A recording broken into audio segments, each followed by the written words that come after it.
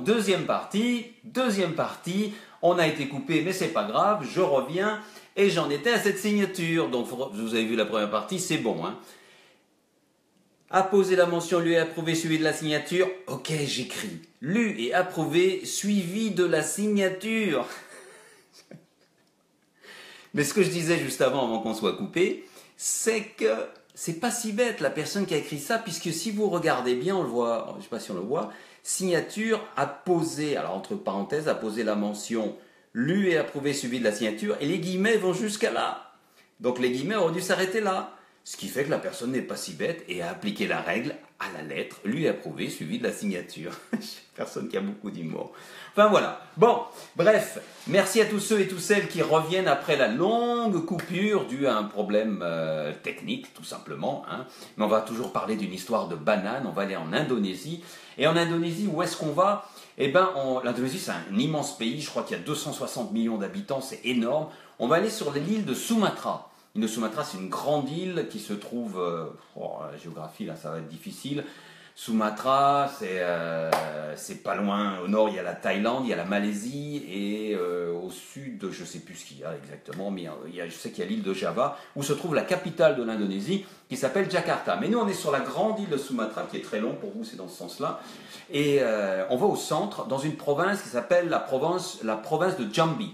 Et on va dans la ville de Jambi City.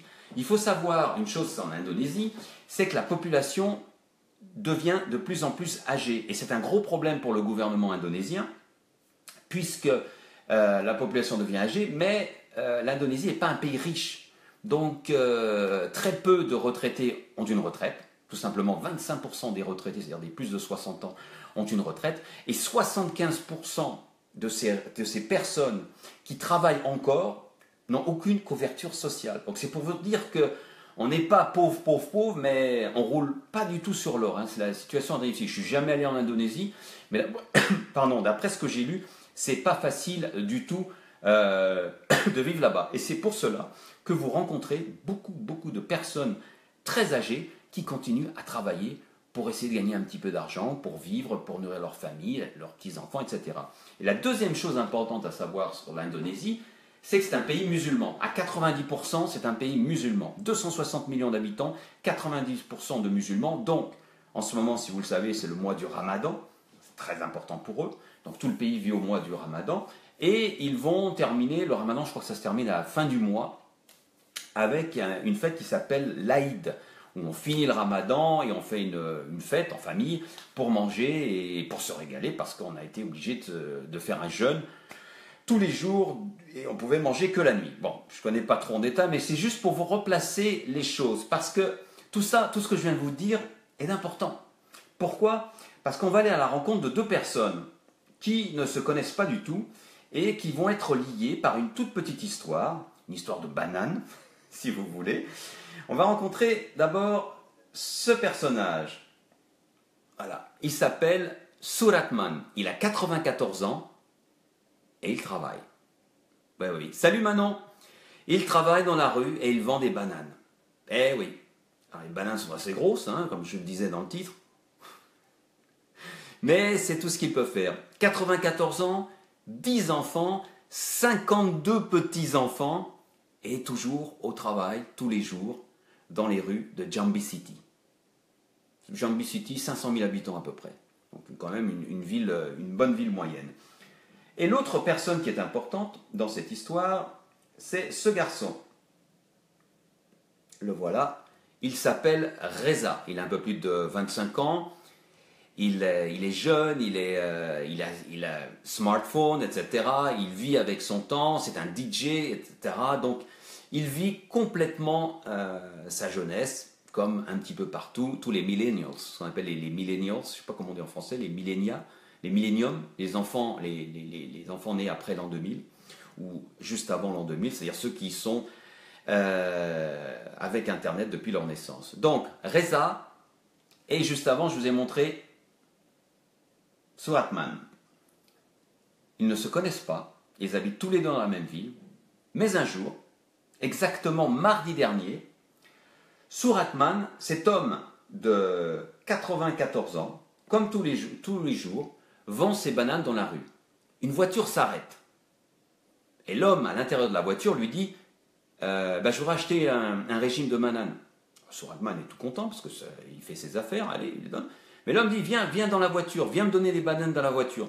Suratman lui dit mais pourquoi monsieur vous voulez les bananes dans la voiture? Et l'homme explique que c'est le ramadan et il ne veut pas être vu en train d'acheter de la nourriture en pleine journée. Hein, c'est le ramadan. Donc Suratman, l'argent c'est important, hein, c'est quand même quelque chose. Donc Suratman monte dans la voiture, et au moment où il monte dans la voiture, qu'est-ce qui se passe? Ferme les portes, on appuie sur la fermeture centrale, et il se retrouve avec 3 hommes dans la voiture qui lui demandent tout son argent. En gros, des voleurs.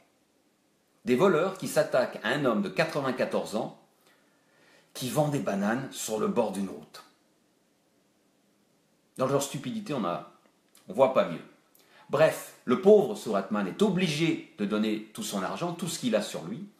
Ça se chiffre à peu près en euros, 60 euros. Et une fois qu'il a donné son argent, ils prennent quand même les bananes et ils le jettent dans la rue, ils le jettent sur la route. Le pauvre Suratman est désespéré et il se met à pleurer. Il se met à pleurer, il se met à se lamenter, à dire « Au voleur, au voleur, au voleur !» Mais qu'est-ce que vous voulez, la voiture est partie, il n'y a rien à faire, c'est difficile. Et donc, il s'assied, il reste là, autour de son étal. Et cette photo a été prise quelques minutes après, en train de se lamenter et de se dire « Qu'est-ce que je vais faire? Ils m'ont pris mes 60 euros. » Et ces 60 euros étaient très importants. Pourquoi? Et c'est là, pour ça que je vais expliquer tout ça au début. Suratman prévoyait d'acheter des chaises, et ces chaises étaient pour inviter les membres de sa famille à célébrer l'Aïd, la fin du Ramadan. Et donc c'était super important pour lui d'avoir ces chaises, de façon à ce qu'il en ait assez pour inviter les membres de sa famille à terminer le Ramadan et à fêter l'Aïd, si je prononce bien. Et donc il est là en train de se lamenter pendant quelques minutes, et à ce moment-là, sur cette route passe un motard, boum, un homme à moto. Et cet homme à moto le voit en train de pleurer, en train de se lamenter, s'arrête, fait demi-tour et vient le voir. Cet homme, vous l'avez deviné, c'est notre ami Reza.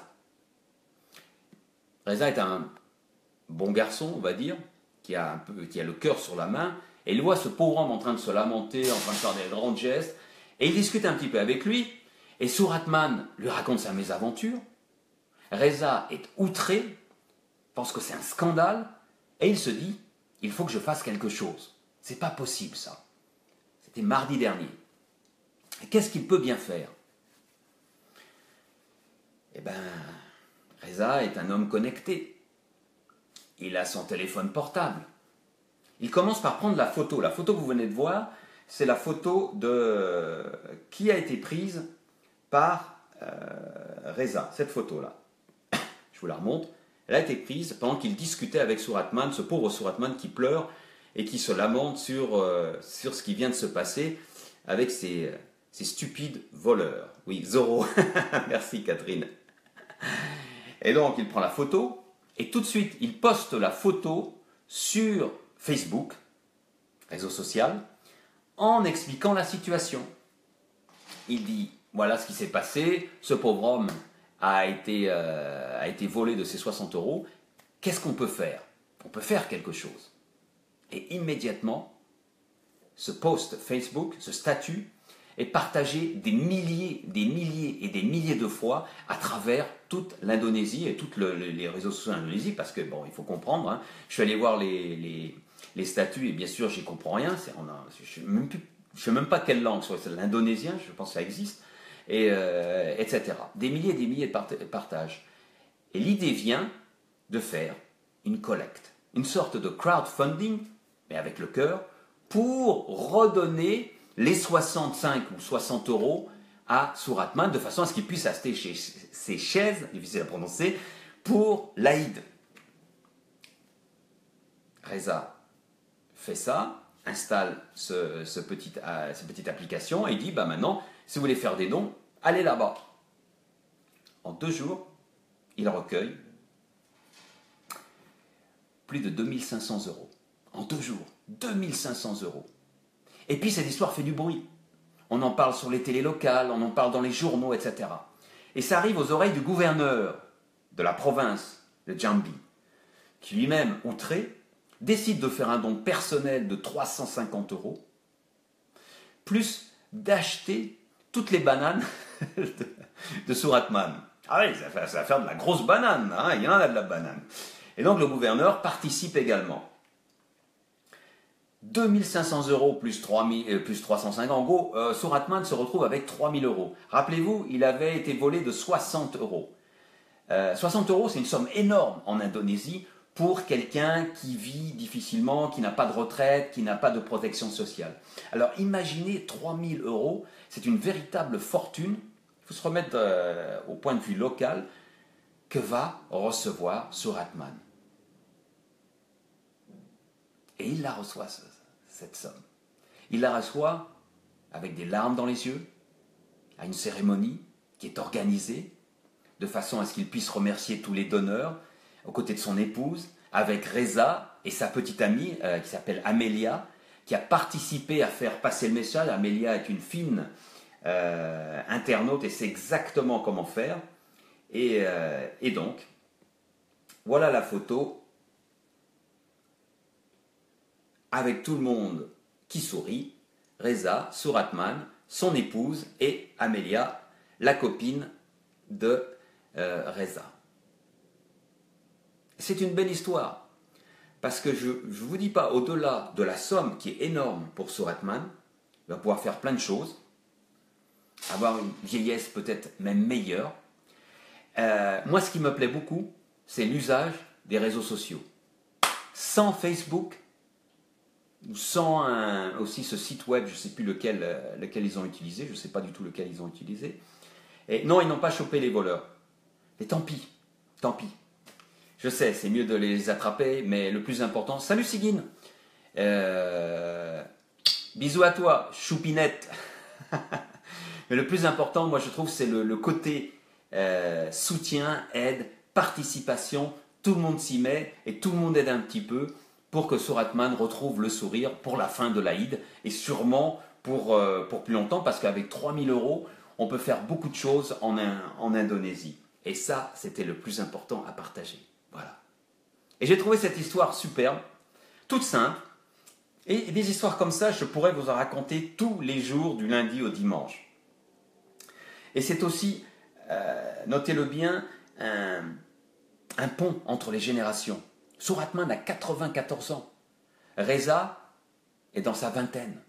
Vraiment, il y a un monde entre les deux. C'est un monde. Et pourtant, les deux se réunissent pour une belle action. Et ça m'a plu. Et tout ça grâce à Internet, grâce à la technologie. C'est comme ça qu'on doit utiliser les réseaux sociaux. Je le martèle, je le dis toujours. Et c'est comme ça qu'on peut aider d'autres personnes en utilisant les réseaux sociaux. Je pourrais vous raconter des histoires comme ça tous les jours, mais j'ai choisi l'Indonésie parce qu'on n'y avait jamais été depuis que LMV a commencé. Et ça me faisait plaisir de raconter cette histoire. La citation de fin de LMV, pour finir, je suis perdu un peu là. Je suis encore en Indonésie là, parce qu'en Indonésie j'aurais eu plein de choses à vous raconter. On a eu cette coupure, donc c'est la deuxième partie que vous voyez là. Salut Marie-Madeleine. J'aurais eu plein d'histoires à vous raconter et malheureusement avec la coupure j'ai fait beaucoup plus court que ce que je pensais faire, mais c'est pas grave. Le plus important c'est que vous ayez l'histoire. Tiens, je vais vous partager ça, je n'avais pas prévu. Voilà, je vous partage un beau cœur. Il est beau ce cœur, hein. L'experte qui trouve des cœurs partout, c'est qui? C'est Suzy, que je salue au passage. Merci Suzy pour tous tes partages. Je ne sais pas comment tu fais pour trouver tous ces cœurs, cœurs de pierre. Tu trouves des cœurs partout. C'est beau. Et c'est une histoire de cœur qu'on a partagée. Je dis ça parce que j'essaie de retrouver ma citation de fin qui a été partagée par Mercedes. La voilà. Merci Mercedes pour cette citation. Salut Lily. Salut Yona. Ça va? On peut critiquer Facebook, mais ça m'a fait retrouver des gens que j'avais égarés, rencontrer des personnes que je n'aurais pas croisées, m'informer sur des sujets qui ne passent pas à la télé et sourire comme jamais. Je trouve cette citation super. Merci, merci Mercedes. Et en plus de tout ça, ça permet de faire du bien dans le monde, comme cette histoire que je viens de vous raconter, cette histoire de bananes volées en Indonésie, à Jambi City, donc en Indonésie, sur l'île de Sumatra. Merci infiniment. On va se quitter avec cette citation. Pensez-y, ne rejetez pas les réseaux sociaux. Il y a des bonnes choses, il y a des mauvaises choses. Le tout, c'est de bien faire la distinction à quoi ça peut nous servir pour faire du bien dans le monde. Allez-y, continuez, faites-le. On essaye tous de le faire et on s'en portera beaucoup mieux. À commencer par nous, au niveau de votre cœur. Merci. On se retrouve pour l'épisode 140 et on reste les imbrisables. À bientôt, bye bye.